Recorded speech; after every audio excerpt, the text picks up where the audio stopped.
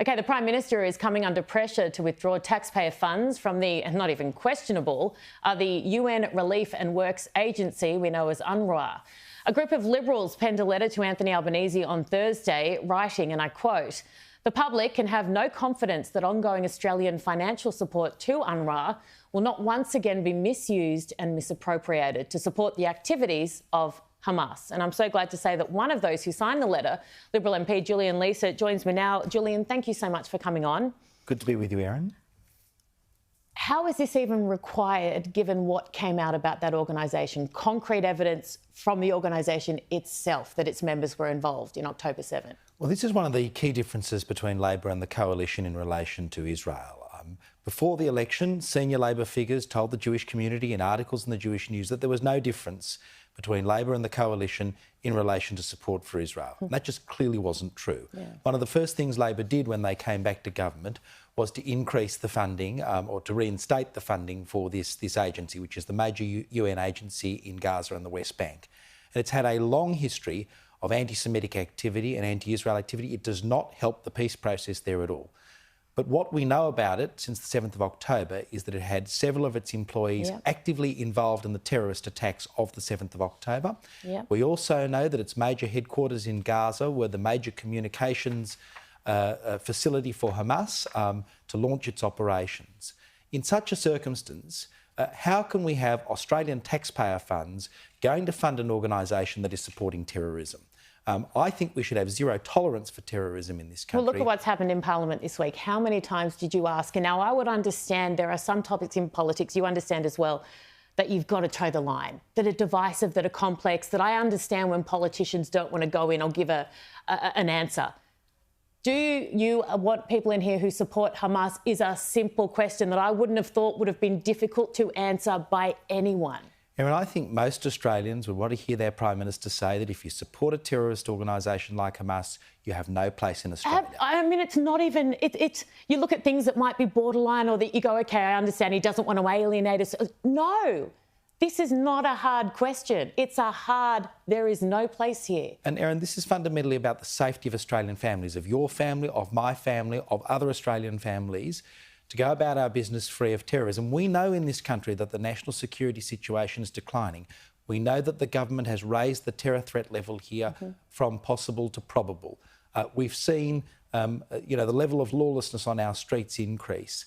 And at any time, but particularly at this time, we should be having a zero tolerance approach to anyone who supports terrorism. And that's why 2 weeks ago, myself and 80 colleagues penned a letter to Home Affairs Minister Tony Burke asking him to refuse to grant visas to anyone who supports Hamas or any other listed terrorist organisation and to cancel the visas of anyone who is already here who is a Hamas supporter or supports any terrorist organisation. We still haven't had a response to that letter. Again, how do we have a government in place who would need a letter to alert them to that fact or to make them, oh, yeah, really good point.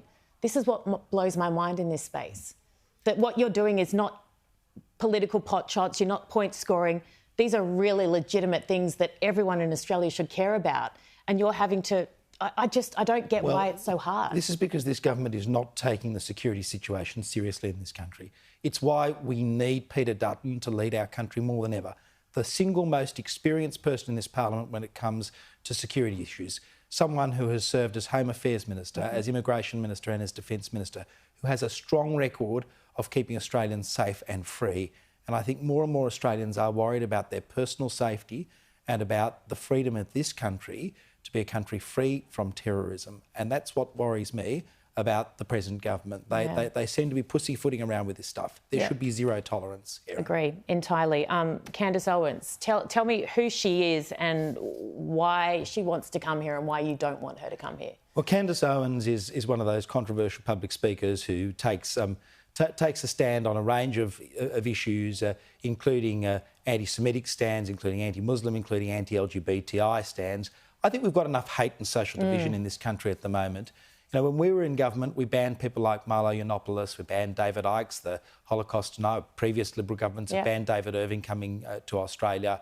This is no different. At a time when Jew hatred is running at an all-time high, we don't need another person adding fuel to that fire. What would you say to people who say freedom of speech, freedom of speech? Well, there's a difference between liberty and licence. You don't have the freedom to shout fire in a crowded theatre and cause a riot. Australia is a country that protects and believes in freedom of speech, but that has to be balanced against the right of ordinary citizens to go about their business free of harassment. And at a time when we've seen a 738% increase in anti-Semitic incidents in this country, at a time when Jewish Australians are afraid to wear things like a kippah, where kids going to Jewish schools are afraid to wear their uniforms in public, we don't need this person in this country at this time. Or at any time, frankly, Erin. No, I would agree with you there wholly. In fact, I saw something, her father-in-law put something out after she'd done something last week, very supportive of the Jewish community, which was pretty incredible from him. I'd love to just end by asking you, when I spoke to you last time, it was, I think, a couple of months after October 7, do you feel in any way, shape or form that your community has been able to start healing from this, or is it still just too horrific with hostages there, with the anti-Semitism that we see almost daily? You know, Erin, it's almost a year now since the 7th of October, and people are starting to think about that anniversary and how we might commemorate it properly. But the sadness of it all is that there's still 100 hostages there in Gaza, and that the sense of abandonment from our community by organisations that should be there to stand up for all Australians, like the State Police, like our political leaders, like the Human Rights Commission and like our universities, just beggars belief. The fact that in the Senate there has to be an inquiry into whether there should be an inquiry into anti-Semitism on campus tells you how far this country has fallen from the country that I know and love, the country you know and love, the country we grew up in. And I think for Jewish Australians, people are looking bewildered. We know Australia at its best. We know what a wonderful country this is, and we want it to be that country again. It's the loud minority, I can assure you. That's right. And I see it in my electorate. I see ordinary people coming up to me and saying, we stand with you, we stand with the Jewish community, we stand with Israel. These people are not Jewish, but they believe in the Australia that we all believe in. Absolutely. Julian Leeser, thank you so much for coming in, as always, for your time. Really appreciate it.